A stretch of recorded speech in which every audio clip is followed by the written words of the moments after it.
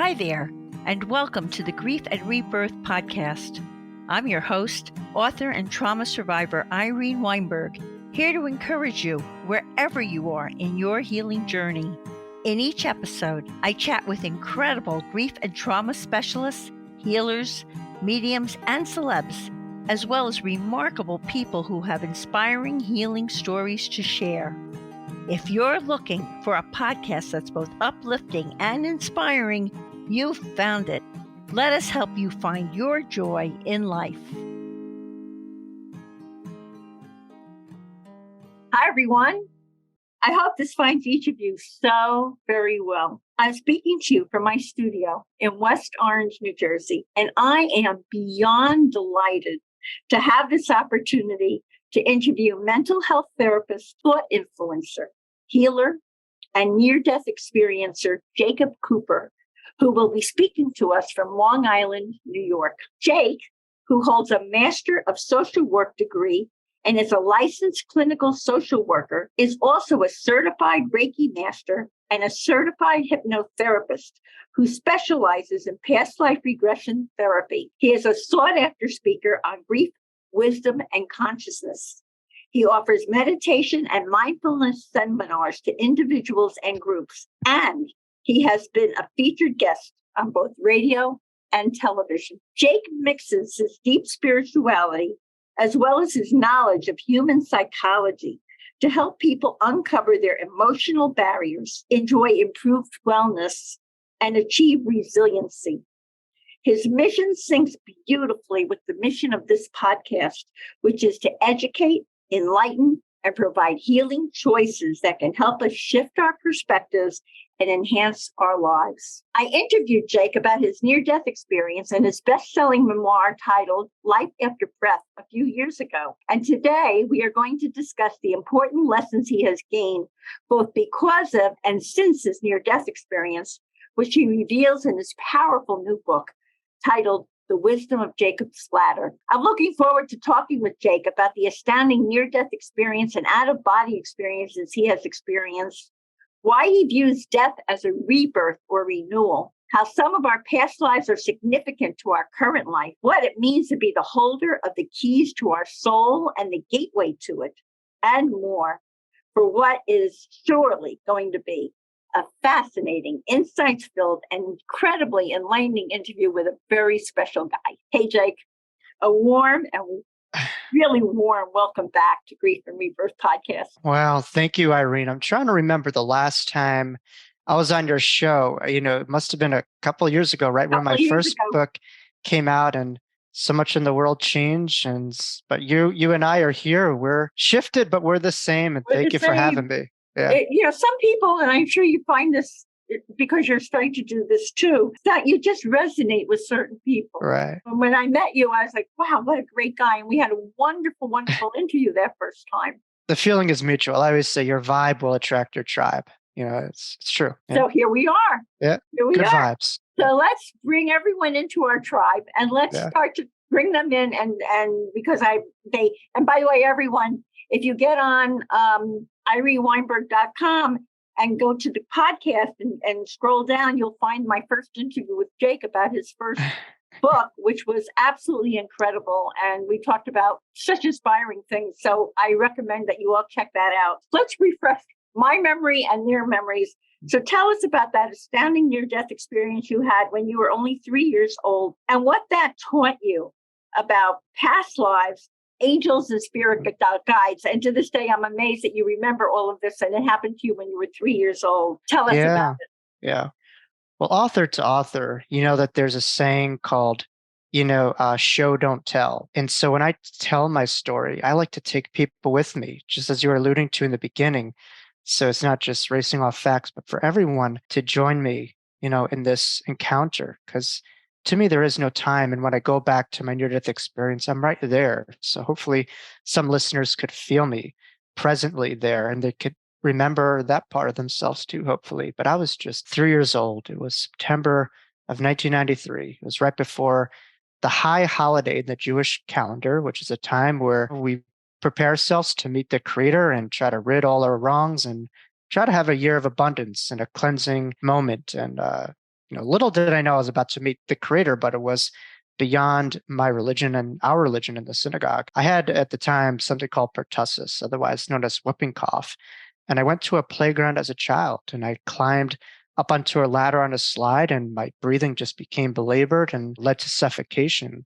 And after suffocation, it was the scariest, most traumatizing moments of, my entire lifetime, hands down. But I was able to let go of that pain and that suffering. And letting go, I was able to feel myself really start to transition over into the other side. And the last thing that I remembered was just Do my you brain. remember kind of like lifting up out of your body? Well, the analogy that I have is often like if you're on a roller coaster and you're going like some insane speed higher and higher, feeling the vibrations, you're feeling this intense euphoria.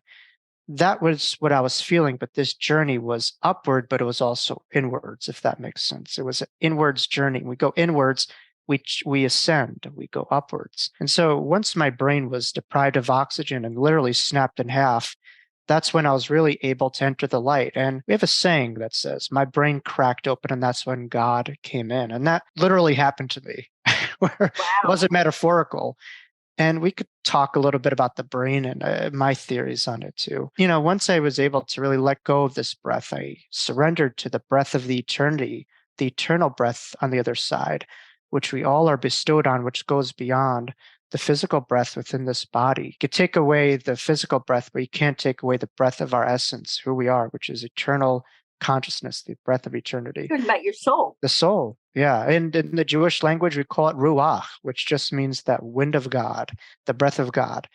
And so that's influenced my title, Life After Breath. But, once I was crossed over, I just had all these experiences with all of the beings that are around each and every one of us at all times, always existing no matter what. We just forget that they're there. We may have our blinders on. So this experience, encompassed myself seeing my own guardian angels and spirit guides, being able to see an infinite ray of angels floating in front of me. What did they look like to you, Jay? So the spirit guides is a good question, Irene. The spirit guides had, more so human qualities, but they were the most beautiful beings you could possibly imagine. So imagine this. I mean, and I know Saul has passed, but imagine like before you met Saul, or even now, you have this incredible crush on this Hollywood celebrity that you just feel is just it's on this total other pedestal that no way that this person would ever have anything to do with me. And I just have so much affinity, and just love for this person. But imagine that same person has that you think about in that regard, sees you the same way, that you put on this incredible pedestal beyond this world.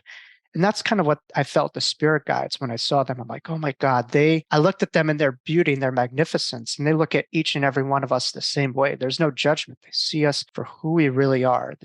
All these infinite spiritual being coming from all the same place and returning back to the same place. But the angels in front of me were different. They were more, childlike or infant-like, and they were all uniformal, whereas the spirit guides had distinct characteristics. The angels in front of me were very childlike, so I could hear them, see them, but they were kind of like a gold color, and they're just floating in the distance right in front of me. And, when you cross over to the other side, two things could be true at the same time. Your soul is all-knowing, but you still adjust and carry over the ego, the personality in your worldview. So I was just looking at this. I'm like, my God, is this real? Is this happening? But it was all around us. And so angels, as you see my background, are among us, and they're not far away. You take this reality and just turn it one slight dial above this, and it's all right around us. And so we're very dense in this reality, but the vibrations, you just turn it up just a little bit, and they're all around us at all times. So, and then awareness of people on the other side that we are always connected to and come from, kind of like a theater of life where you have, a stage, people play different roles, but we all have different plays in life, but the same actors and actresses. That gave you a clue into past lives also. Yes, and so I had past lives awareness, which maybe we'll get into, because one particular lifetime really was very close to my near-death experience, as I believe our past lives influence current situations in our life. And the near-death experience of this day was one of the most profound moments of my last life. And messages are repeated until lessons are embraced. I'll leave it there. But, just awareness of, in our world, we have the term as God, but the word is very limiting. It has a lot of religious connotations to it. I just say the endless euphoric climax of life where all things emanate from, this endless euphoria of unconditional love where everything is created from, flows from, and it's just like this endless apex of reality where there's no beginning, no middle, no end. All of life itself expresses itself through itself. And that to me is God. Wow. So now that would also explain why you see death as a rebirth or a renewal, not an ending, because we don't end, we continue on. I had recently someone that I interviewed on my podcast, and the podcast, the Wisdom of Jacob's Ladder, he gave a perfect analogy of the yin and the yang. If you're familiar with the yin and yang, it's kind of like an Eastern symbolism, but there's a darkness, but there's a white dot, and then there's a darkness, and then there's a whiteness, and then there's a dark dot. So in essence, within death, there's eternal life, and and so the two go hand in hand. But when you're looking at death, you're able to remember that eternity. And so death is true within this reality, but within this reality, you were able to have that spark of remembrance, that white dot and that darkness, right? And that yin yang of eternity. And so it's almost funny. I mean, and I'm friendly with Raymond Moody, but if you ask him, like near death, it maybe near death experience, a term that, he coined, might not have been the first term. He had more of an academic preference. But the irony that near death has the word death, because that has nothing to do with death. To me, it's eternal life experiences. That's the way that I see it, or ELE, that's my term. These are just experiences that have nothing to do with death, because death is a fiction. Death is true of the human part, but not true of the soul. But it's an eternal life experience, is what I will say it is. So we continue to go on.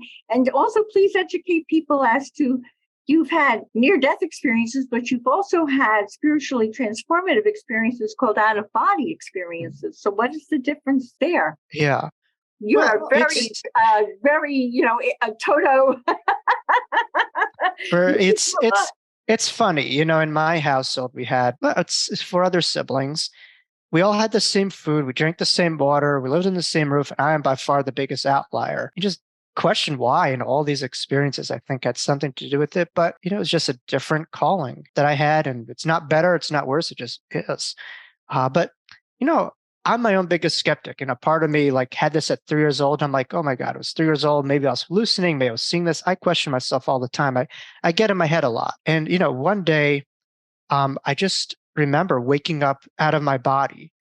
And when I try to put the keys to it, the clues to it, I remember the night before just laughing hysterically at the top of my lungs. And sometimes we laugh, but this wasn't a manic phase that I deal with my clients. This was a laughter where everything inside of me was just releasing like a wet towel, and you wring out that wet towel. But what I was cracking up on was the cultural myths that, so many of us ascribe to, how some things that we have attachment to or value to are so meaningless in the long term. Our cars, our houses, what people think of us, how we see ourselves, are so many myths that we hold on to in this construct that we know as the ego. And I just looked at that and hysterically started to laugh. And I think through seeing that, I was able to really get out of this illusion of this reality and wake up from this sleep of this dream. And that was an awakening. When you wake up from the dream, it's an awakening. How old were you when you had that?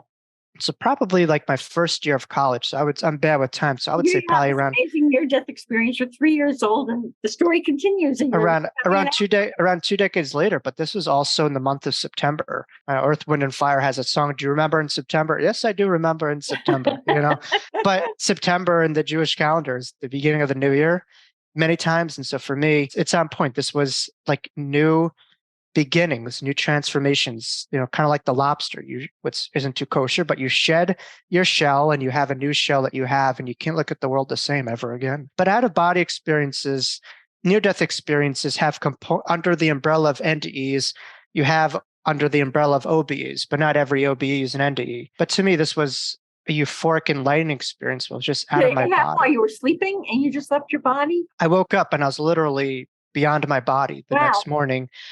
And I was just out of my body for weeks. When I would talk, I would literally feel my voice not coming from my vocal cords, but it was coming from my gut and my heart. Like I could literally feel the vibrational sound emanating. And so that's why they say speak from your heart or speak from your gut. It's true because most of us are very energetically blocked and we just talk from over here. But when you're connected to your source, your voice comes from a much deeper, refined place. It's a stronger foundation.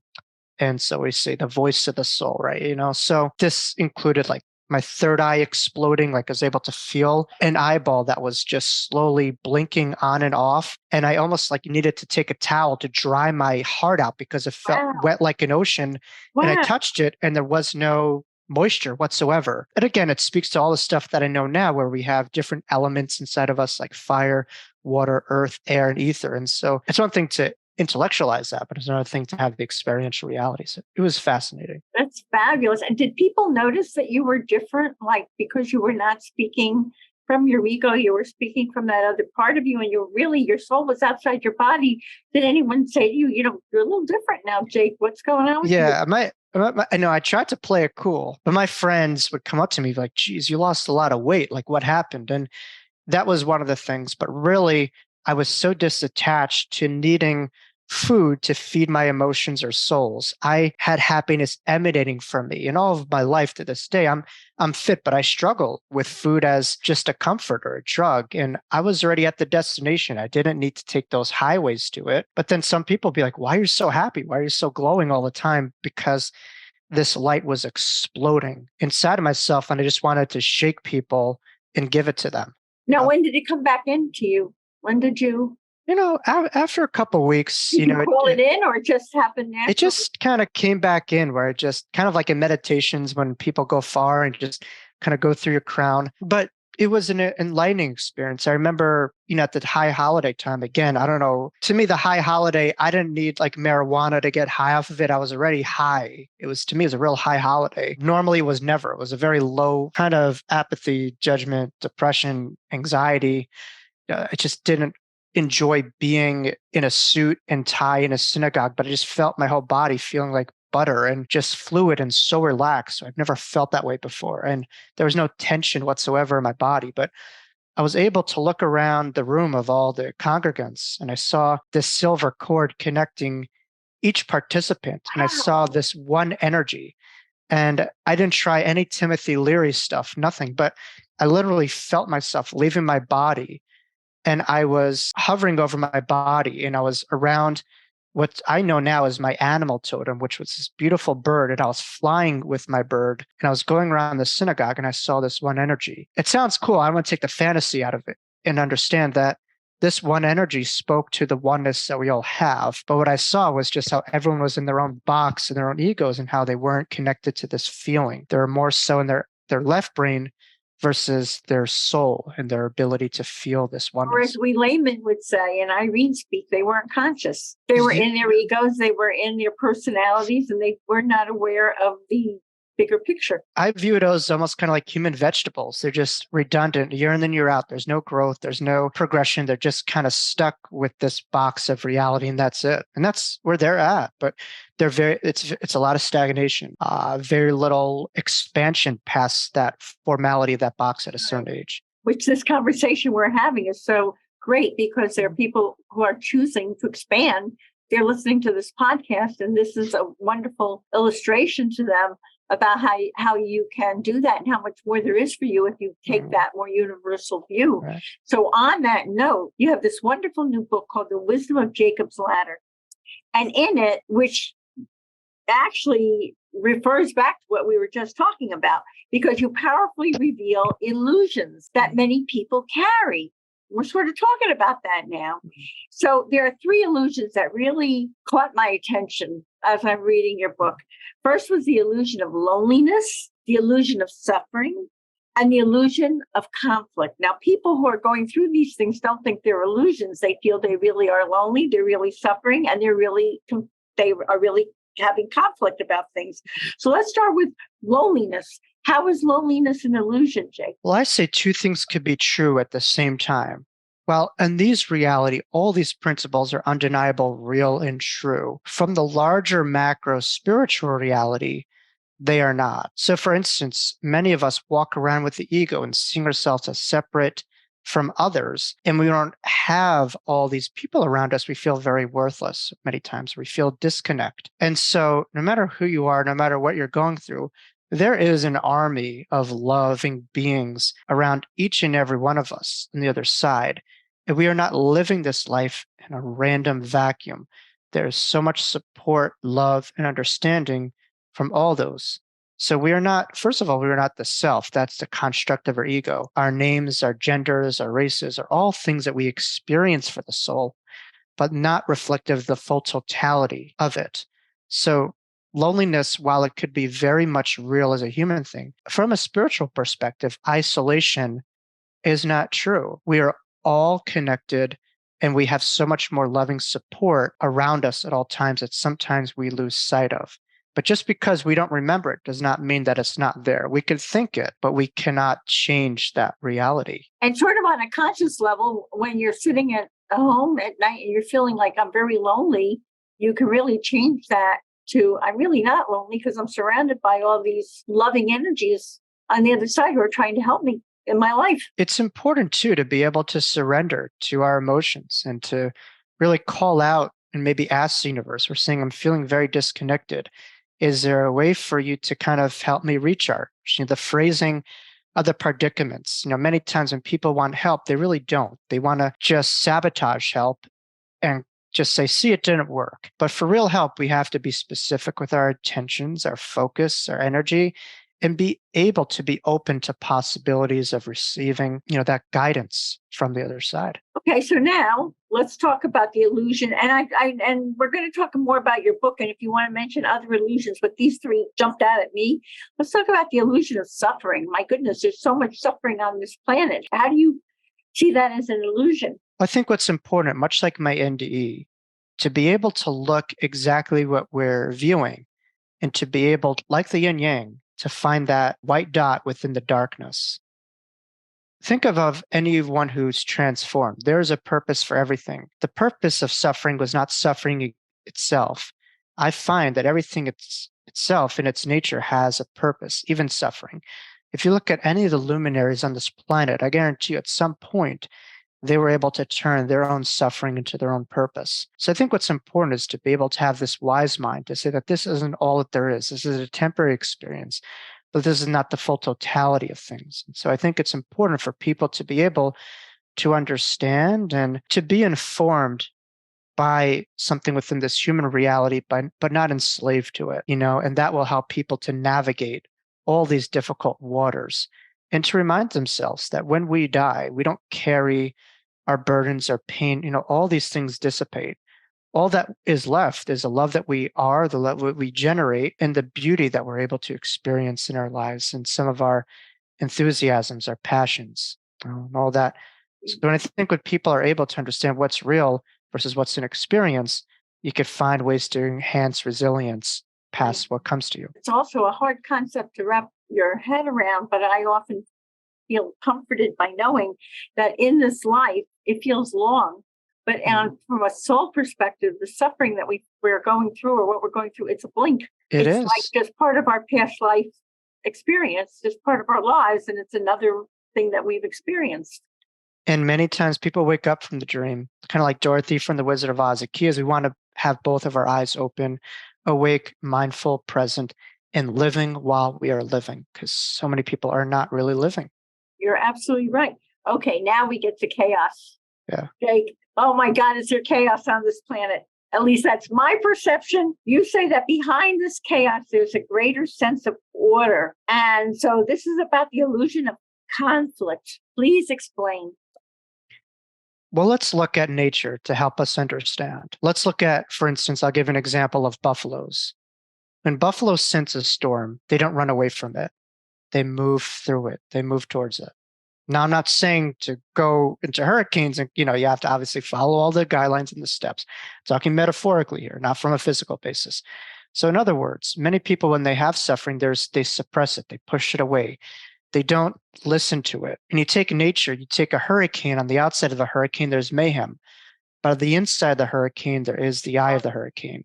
And that's where that centerpiece of calm, where Many of the great masters are able to tap into. They're able to really look at the centerpiece of chaos to find brilliance, transformation, wisdom, and growth through turbulence.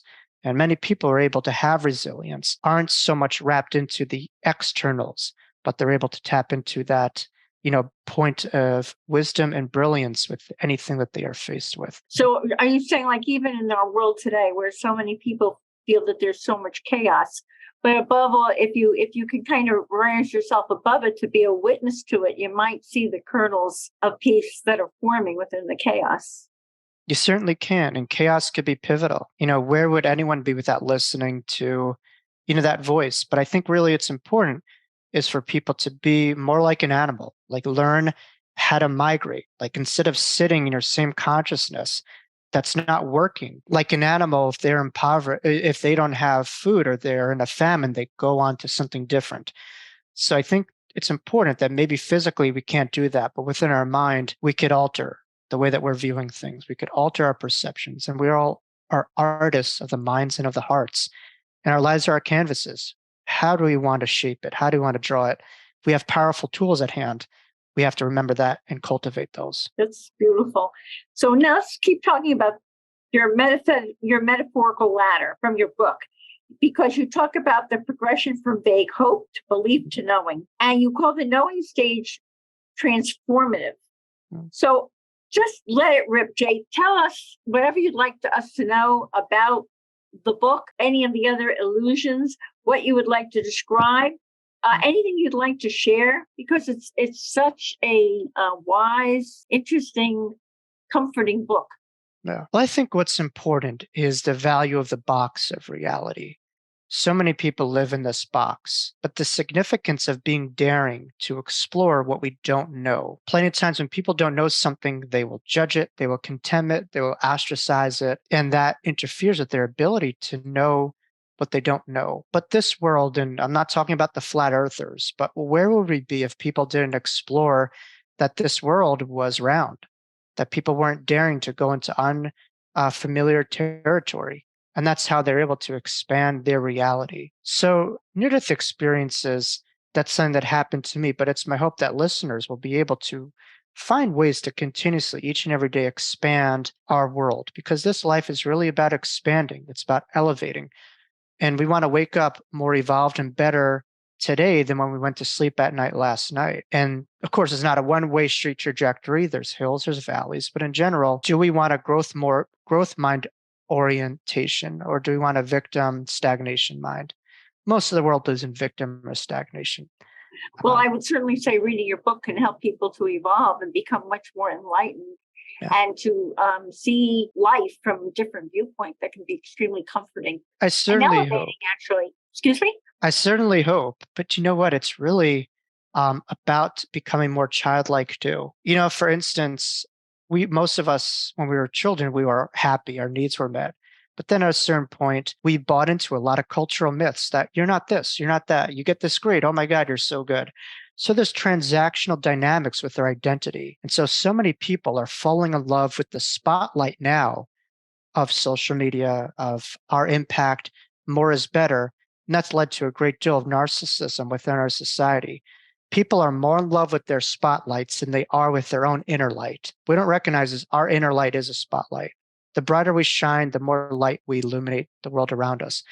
And so people don't need to do anything to be something. You already are all that you're seeking. You just really need to tap into the you beyond the you. So we all have this you that we see ourselves as, but behind that illusion, there's even a more expansive you. Most people's identity is based off of, the world creating their minds and their identities. And we are so much more loving, expanding, wise, powerful than we could ever imagine. So in other words, in order to find yourself, you have to be willing to lose what you're holding on to.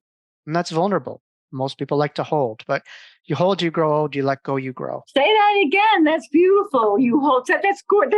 You hold, and not to stigmatize old, but when you hold, you go old. When you let grow, your consciousness, your spirit will grow. That's beautiful. Now, Jake, I found this really poignant when you talk about this in your book. But you say that family is one of the most important lessons we have. That family members are not random occurrences. People are listening to us and saying, are you kidding? I chose that turkey to be my parent or whatever. Are not random occurrences. And what is the spiritual lesson that is tied to our experiences with family? You want to teach us about that, Jake? Yeah. Well, I certainly, have had a very much of a roller coaster ride within my family. I grew up in a not very, but just modern Orthodox home where they were more in love with the outer God than the inner God. And it was very promoting of OCD, anxiety, fear. Everything had to be a specific way. And it was just, I didn't vibe with it. I didn't vibe. Control in it. A lot of control, a lot of fear. Everything had to be step 1, step 2, step 3, step 4. It had to be a certain way. And it just, and for who I grew up with, that was what brought them sanity.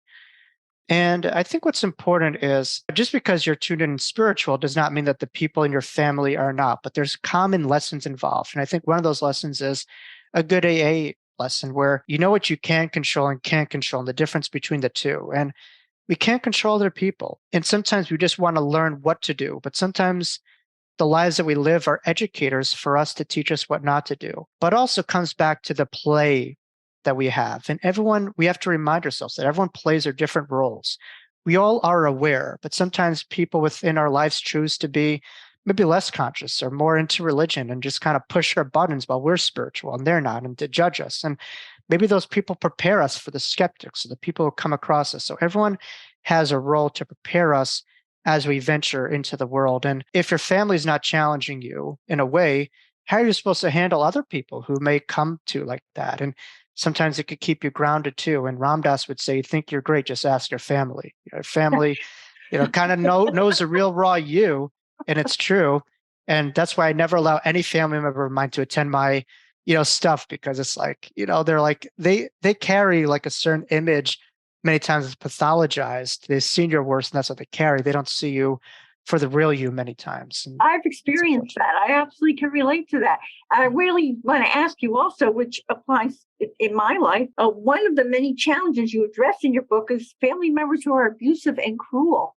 Okay, so you're with this person, they're making you crazy. They're trying to control you in every single way. They're very punitive. You asked for this person, you brought them in to learn lessons in this lifetime. Right. Maybe they came from a past experience. What is the best way to practice self-love with a family member like this? Do you detach from them? Do you learn the lesson? Do you try to, negotiate? What would you like to tell us about that, Jake? Why do we choose these people anyway? Well, I think what's important is many times these people, will test us, but it's about tapping into the inner light. It's the same on a macro basis. Why do challenges happen? Many times they help us to remember that foundation. It's like when we lose a loved one, these shake-up periods, oftentimes, if we are able to go with the flow, they could awaken us within time. That pain could be led to growth and transformation. And so I think what's important is to kind of learn to stand our ground, but also that we could say no, that we don't have to say yes to every narcissist in our life.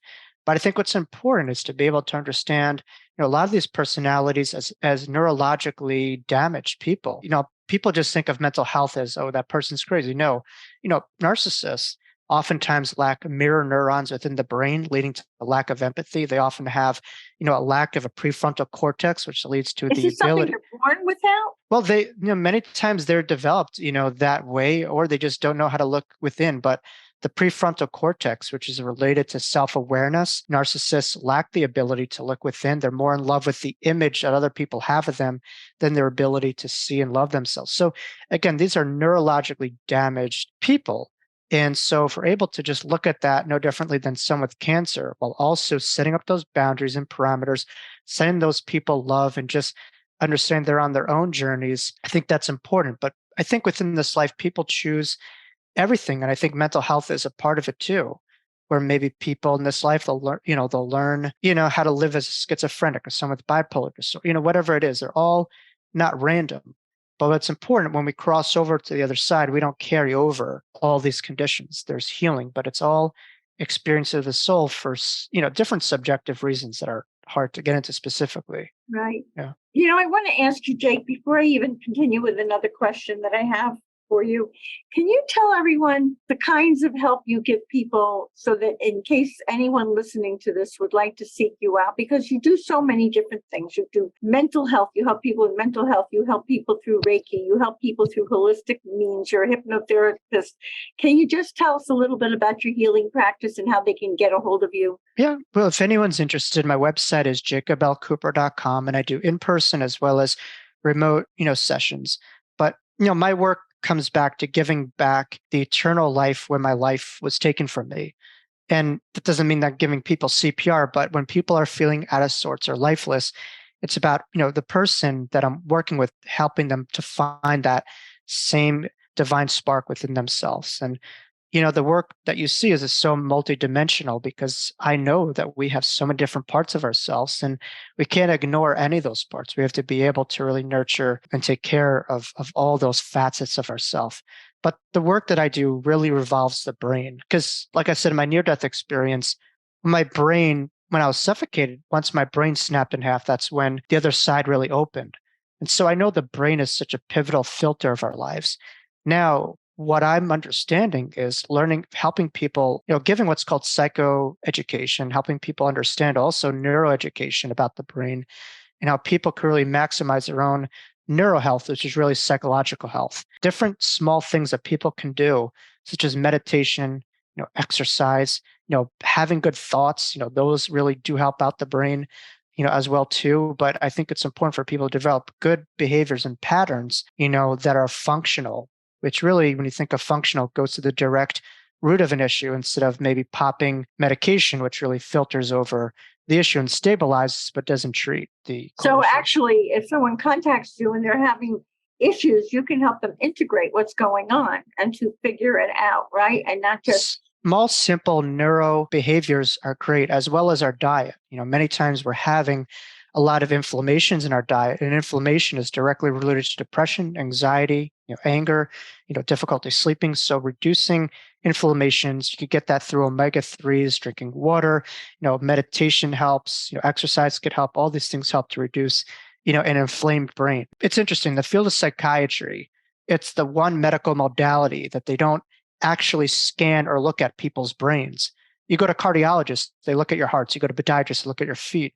But psychiatry, they don't actually look at what's going on in your brain, which is fascinating to me. But again, I want to go on the whole can of worms. right. So I think what's important is for people to find ways to work with, brain scan. You could look at what's called the Amen Clinic by Dr. Daniel Amen. He's got clinics out there and they could actually do, brain scans, and they may be able to assist with what's called functional medicine and giving you the supplements or nutrients that you need to really have a more active brain, which is You really can help people do that too. You can referral sources. Yeah. And Amen clinics are throughout the United States as well too. Yeah. Another thing I like about what you say, Jake, is that you talk about ways we can operate from a soul level instead of from judgment, especially when it comes to raising children. Oh my God. Yeah. I think what's important. Talk to us about that. That's like so important. Well, I think what's important, I think maybe why I had my NDA at such a young age is to help understand that many times the people who are old are actually very young, and the people who are young are spiritually very old. By that, I mean, people who are young are very old in their awareness, and people who are old often forget it, and they're just very juvenile. And so when I was a kid, I would look at old people and some of them would be like, I feel older than you, dude. It's like, because I am more connected. They're just old in their body. They're so connected to the human experience that their soul is not activated in this lifetime. And so I think what's important is many parents look at their kids that they have as just a blank canvas, that this is all there is, because for them in the material reductional, component, the body and the brain produces our personality, our identity, who we are. And that's what is. But if you believe in past lives, if you believe in that there is a you beyond this you recognize that the kids that we're looking at are not these bodies. These are infinite souls expressing and experiencing itself in this body. So I think what's important is for people to lose attachments to all these human identities, to be informed by them but not enslaved by them, and to look at your kid through loving awareness and observing them versus judging them, understanding them versus taking yourself understanding, and just putting yourself under them. That's such a better way to parent as opposed to, and there's no judgment. There's so much less Right. judgment, right? That's the whole thing. The other thing is, I know you have a meaningful story about the afterlife suicide and a friend of yours. And the bottom line to this story is why it's important to let go of a sense of control and ownership over a loved one. Right. Well, I think what's important, statistics show that it's around 60 to 70% of support drops with loved ones who have lost family members, to completion of suicide. And many people around them, they just may feel judgment. They don't know what to do. The family around them may feel guilt or judgment. I think what's important is to look at the language, because our language is so important. We use the word we use the word commit suicide, right? You don't commit a heart attack. You don't commit cancer. You don't, commit high blood pressure. These are things that you experience. And so the criminalization of the behavior is terrible, and the judgment of it. What people don't recognize is people who choose this. Oftentimes, what we don't know is that these are the strongest souls on the planet. We don't know what they're going through day in and day out, and just becomes too much for them. And many times we will judge them. We will say, you're weak. You're throwing the white flag. You gave up. Not at all. Suicide is not the answer. I'm not certainly Dr. Kevorkian here and promoting it, but I am promoting letting go of judgment and looking at what people who cross over want to remember us by. By that, I mean, they want us to remember the lives that they lived and not the burdens that they suffered. They want us to remember who they are. And they want us to live as an undeniable proof of their existence, not holding on to the pain that might have happened in the end. Not that at all, but also they're here to also help us out too, because it continues, and the work that they maybe did here, they continue over there. And so at least for myself, it's certainly something that's impacted me. But in my NDE, I had a last lifetime that I remembered in which I did this myself. Oh, wow. I had a death by suicide, which there is no death. But I just remembered the moments where I felt my back was against the wall. There was no hope. So I could fully understand the patients that I work with on a daily basis. But I remembered after that my soul ascended and there was no judgment, no whatever. But my NDE was kind of similar. I was suffocated from life's force, and I was holding on to that. And through the power of surrender, through the power of letting go to the breath of eternity, there was continuity. And I think with anyone who's struggling, it's about being able to surrender to help, not trying to do it on your own, working with hotlines, mental health counselors like myself. I would think someone like you in. really, if you're struggling and you've lost someone due to suicide, you'd be a great person to talk to about that. I work full-time in the biggest hospital conglomerate in the United States, in a psychiatric hospital. My pain in my last lifetime, I'm working on my karma in this lifetime. I'm working with clients on the other side of the alley. And I think that's what oftentimes with people go down this road where life does not end, and there's transformation, just as there's transformation in death, and there's transformation in suicide as well for souls. And they're able to help and continue to guide us from their own perspective. And there's wholeness and healing that eventually does happen. Yeah. And Jake, this is another important thing I've been looking forward to asking you about, because you have learned about what souls do when they're on the other side, and the different levels of existence for souls. So for everyone listening, they say, oh, wait, when I die, I'm crossing over and I'm not going to be in the same place as Aunt Millie over there. Could you explain that? It's so funny that you say Aunt Millie, because that's my grandmother's name, who just passed away. I told her, like, before she passed away a year ago, I said, I'm writing a book called Jacob's Ladder. And she goes, don't you mean Jacob's Bladder? I go, that's a whole other book for another time, another place. She had the whole Jewish humor. Yeah, her name was Aunt Millie. Yeah, you did. You are very intuitive. But there's different levels of the other side. To me, when I crossed over, I was really in the light realm. But a lot of the levels on the other side, they really carry over a lot of the this earth energy that we have in the lives that we live. But as you kind of ascend, you just kind of let go, of all that attachment, and you just become the light itself, so a lot of it is more kind of dense and more like this reality. But from my understanding, when you go up, higher and higher, you're just in the light realm. And that's, what I connected to. And so there's different on your dimensions. Vibration, you go to different parts of that light realm. Exactly. Judgment is just where it's almost like a law of attraction, where you're attracted to in that, right? Absolutely. And, it's kind of like when you're here, it's like you were living heaven on earth here, right? You weren't like separated from it. So when you go, you just ascend even higher. You're not you don't need to die to, people who are connected don't need to die to remember their eternity. They're already there. So there's not that big of a transition inside of you, but around you, there's an incredible elevation, a reunification with loved ones, certainly. I think really what's important is, for people listening, is to not bypass this life on earth, to really embrace it. Because this is a principle that I utilize a lot in my workshops, which is the concept of enthusiasm. People hear the word, it's like, all right, sounds like a cool word, whatever. But enthusiasm comes from the Greek word entheos, which means the God within, the divine within. So when you love what you do, you are connecting to divine source itself. And so I think what's important is for each listener to find their passions, to awaken their passions, whether that is, for me, it's football, it's fragrances, it's eating whatever. That's what I'm passionate about. And when I die, I'm going to continue probably to do some of that a little bit. The lives that we live here the good stuff is reflective of what we do over there, as well too. So what happens when you get over there? Do we have different jobs there, or does it reflect back to what we did in this lifetime? Do people do service on the other side? Are they on vacation on the other side? Are they in healing places on the other side? What have you learned?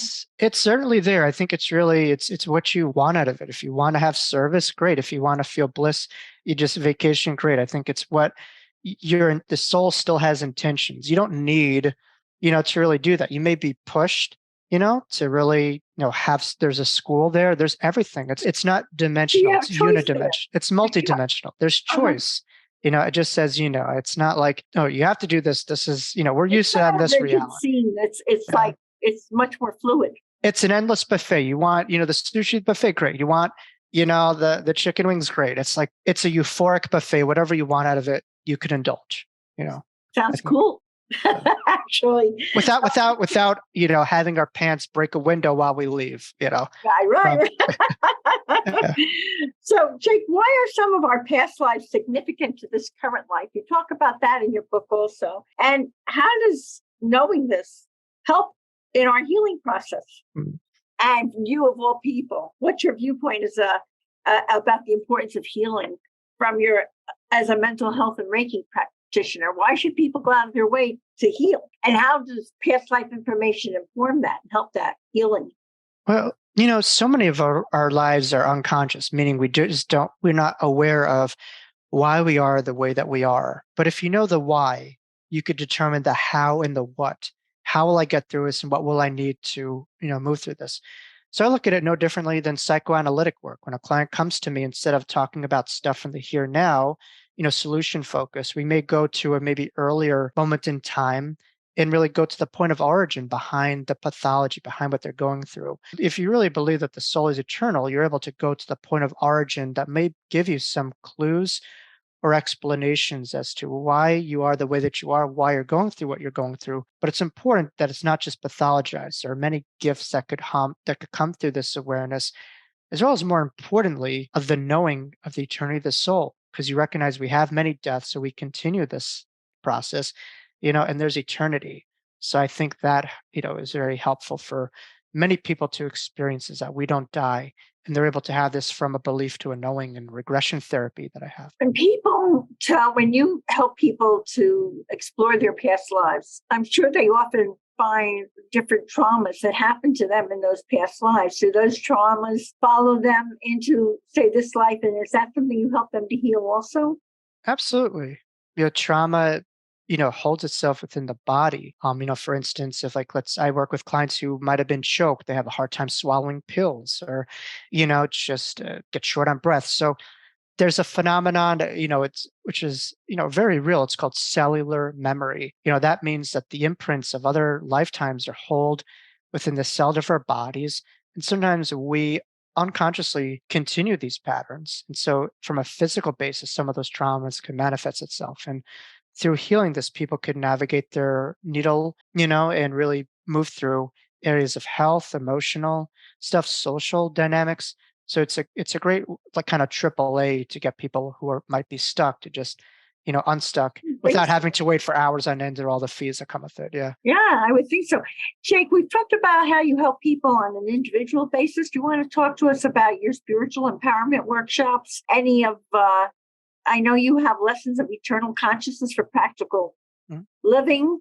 And any special offer you want to make to our audience today? Anything you'd like to talk about? Well, I'm going to be in Lilydale presenting. If you're not familiar with Lilydale, it's really the centerpiece of spiritualism, and it's a very historical site. Presidents and world leaders will go there for hundreds of years on our soil here. It's also very big on the women's rights movements, progressive ideologies, so it's very historic. So I'm going to be presenting there August 8th, I believe, and I'm going to be giving a 3-hour workshop. Lilydale is near Buffalo, New York. Right. 30-minute ride from Buffalo, New York. You could fly into there. So I'm giving a workshop there. I'm also going to be doing a lot through, helping parents heal, conferences, just other different online, platforms and seminars. So I work a lot on an online basis.